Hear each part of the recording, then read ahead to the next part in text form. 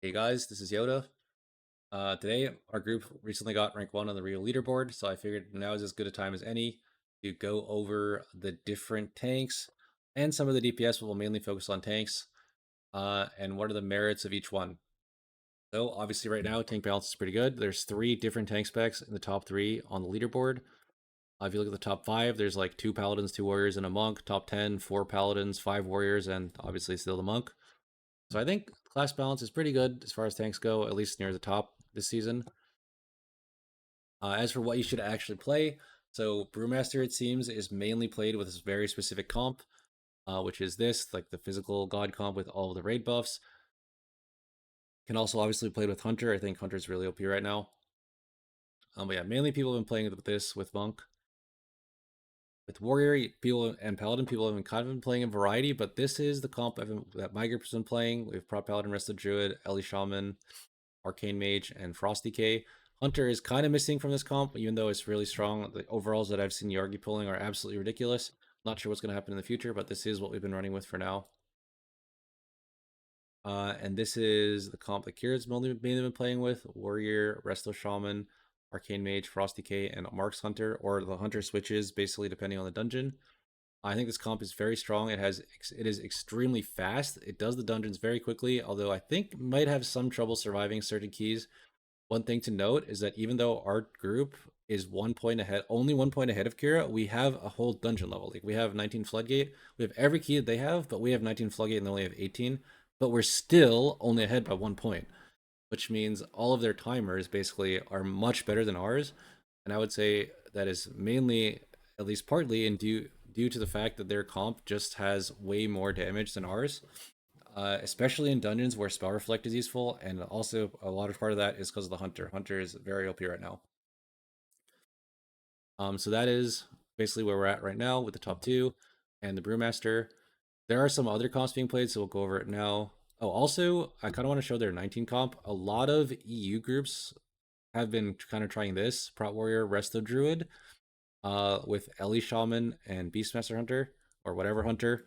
And this third slot has either been Mage or DK. Obviously, it's Mage in this key, but a lot of them have been playing with DK. I believe at least Wunderbar and Mandatory have started doing keys on live, and that's the comp that they're playing. They're playing with the DK here, and Ellie Shaman and BM Hunter. They've been streaming, and they've been doing keys basically with that exact comp.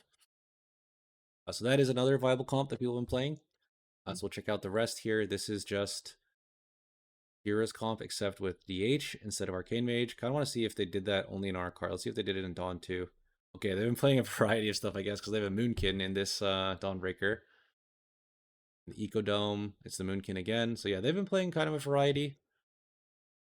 This group has been playing, as it loads, Hunter, Mage, and DK. So this is the Kira comp.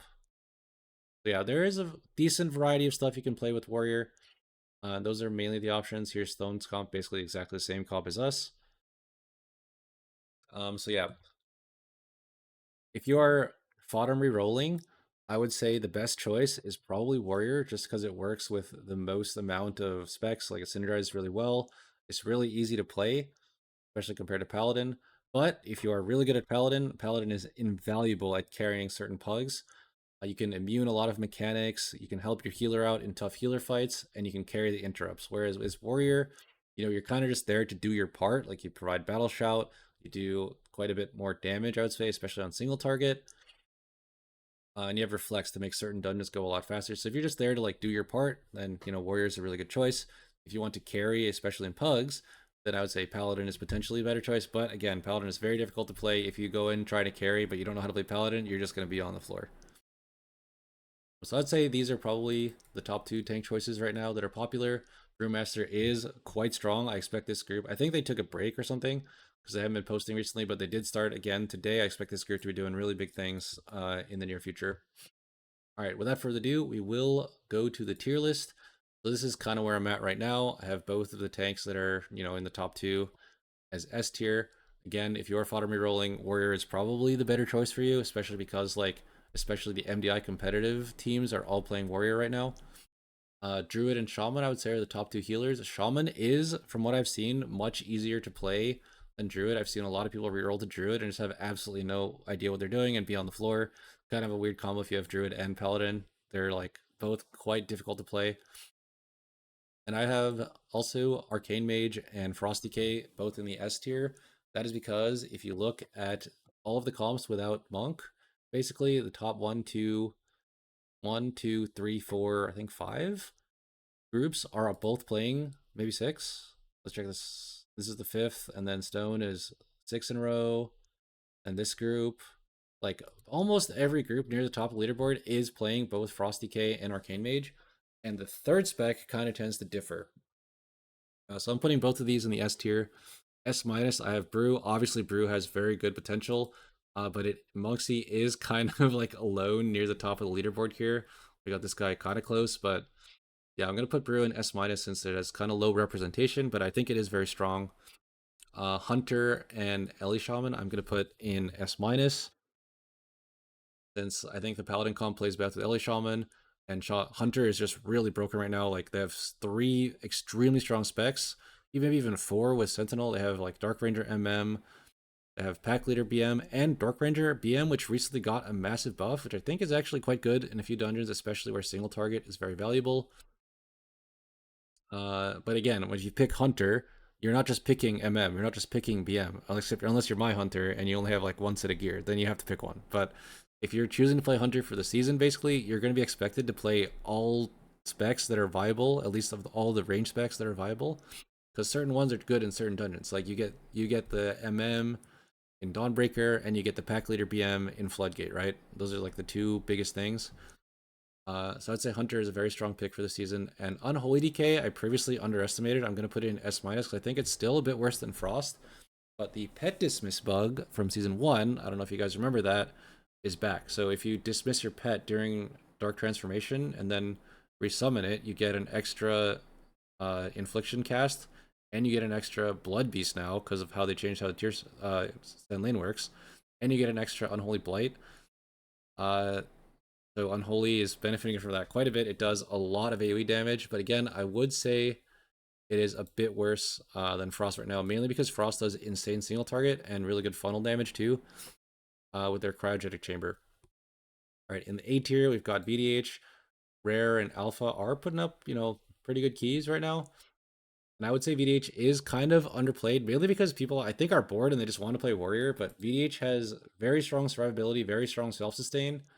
It just obviously doesn't have Battle Shout, and yeah, I think that's kind of the main reason it's not heavily played right now. I think it is quite strong though. We're gonna leave it in the A tier. Potentially could move it up here if more people start playing or if Rare starts popping off. But yeah, Fury Warrior recently received a massive buff. We're gonna put it in the A tier for now, but it could potentially go way up, considering how strong it is right now. The main issue with it, I guess, is that Prot Warrior is really good right now. And if you play the main, and Proud Paladin doesn't really play that well with it, I think you can kind of play it, but people haven't been. Also, the utility, like especially with here compared with something like a DK, is a little bit missing. Obviously, you do have the Shockwave, you do have the Fear, you do have the Stormbolt. But certain things like AMZ, like Rally, is not really that useful, especially compared with like AMZ or Darkness. And you're missing grip, obviously. So we're gonna keep it in the A tier, even though it does pretty good damage. Although I think the damage is a little bit worse than Hunter. It still does really good damage. For healers, have moved Disc, Holy Paladin, and Presvoker all in the A tier. I think Presvoker and Holy Paladin actually do really good healing. Presvoker obviously is just kind of missing a raid buff. Same thing with Holy Paladin. And Disc Priest, so far, people have not really been pushing that high on Disc Priest. If you look at Priest healers, Medicine Man is doing pretty good, but the keys are not as high as people have been doing with Resto Druid and Resto Shaman, so I'm going to put Disc Priest in the A tier. I think the main problem with Disc Priest is actually that it has issues healing without a Prot Paladin backing it up, because spot healing on Disc Priest is kind of rough. The AoE healing is good, I think, especially with Void Weaver, but the spot healing is kind of rough. I'm surprised no one has tried Oracle also. Kind of think Oracle could be okay, but, who knows. Moonkin did get a recent buff. It is very good AoE-wise in Mythic Plus. It's kind of missing a little bit in single target, and one thing that is also kind of hurting it right now is that people are really high on Prot Warrior, and obviously when you have Battle Shout in the group, Feral Druid suddenly becomes more on the table. Feral Druid has been quite strong this season. Oops, just knocked something over. It's played in both the Brew comp and in a lot of Warrior comps. Maybe not the main warrior comps, but it does do pretty good damage, and it is really tanky. It's basically like a Moonkin, except it also has survival instincts, so that's really nice. Obviously, also have bear form. Yeah, Destrolock we are going to put in the A tier. Shun's group has been playing with a warlock. I believe they were recently on hiatus, but their times are very fast with the warlock, and I'm expecting them to put up some really good times later on, really good keys. But Warlock is basically only played by them, so we're kind of put it in the A tier. Havoc is also really strong right now. Tempted to put in the S minus, but it does have a couple weaknesses that I've noticed. One thing is the single target. Your single target is significantly lower than every other spec that's basically on this list except Unholy DK, especially compared with like Hunter and Mage and DK and Ellie. So that is, I would say, the main weakness. Also, it's a little bit squishy to one shots. It has really good sustain, but against one shots, it's a little bit weak. Like sometimes you die through blur, and that's never a good feeling. Subrogue we're also going to put in the A tier. Does really good damage, but I think not as good damage as a Hunter.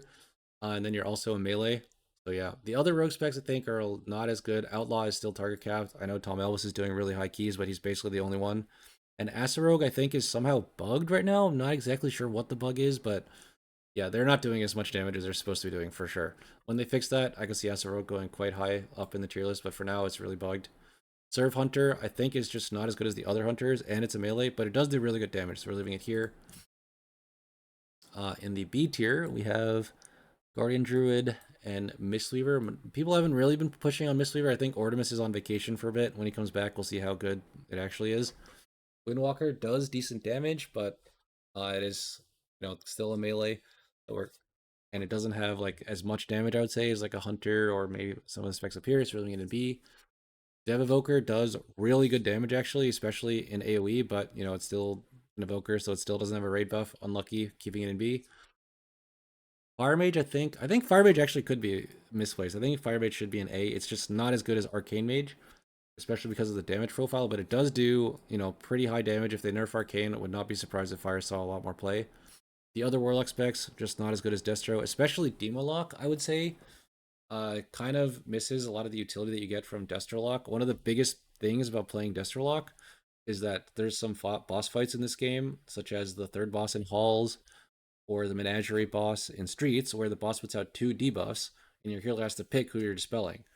But with Destrolock, you have Imp, so you can just dispel. Those debuffs just never go off. However, if you play Demolock, you can't play Imp, so unlucky. Also, if you want to kick a mob in, that's also unlucky because it stuns the mob. Red Paladin, we're living in B tier, mainly because the damage profile is not great. They do decent damage, I would say, actually pretty good damage. But, no offensive raid buff, and I would say not as good of a damage profile as a lot of other specs. Enhance, unfortunately, just saw way too many nerfs going into the season. One of the biggest problems with it is that you're basically forced to just do no damage on the first bowl of the dungeon because you have 0 tier set stacks and 0 preset tempests.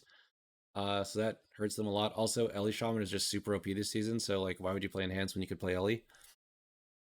Shadow Priest, I think, is underrepresented, but I haven't seen anyone doing super high keys with it, so we are leaving it in the B tier.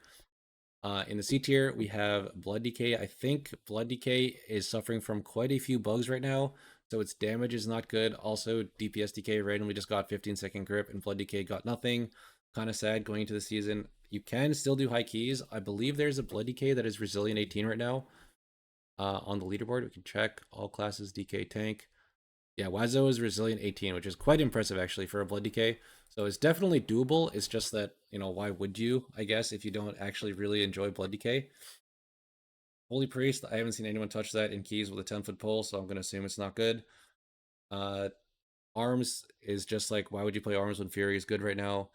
Og, basically the same thing. Why would you play Og when you could play Dev right now, and Dev's not even that good? And Frost Mage is like, why would you play Frost Mage when you can play the other mages? Also, on top of that, Frost Mage is adding an extra affix to the key. If you want to grip something or knock it up, too bad, Frost Mage might accidentally root it. If you want to chain something, too bad, Frost Mage is going to slow it.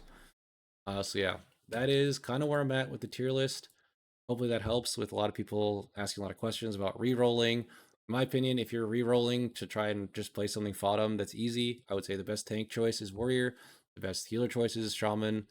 The best DPS choice for melee is probably DK, and for range is probably Hunter. Mage is like really hard to play. If you're new at Mage, you're not going to do damage. Same thing with Paladin. If you're new at Paladin, you're going to be on the floor. Druid, if you're new at Druid, you're going to be on the floor. All right. Anyway, that is going to be it for the video. Thank you all for watching. Peace out.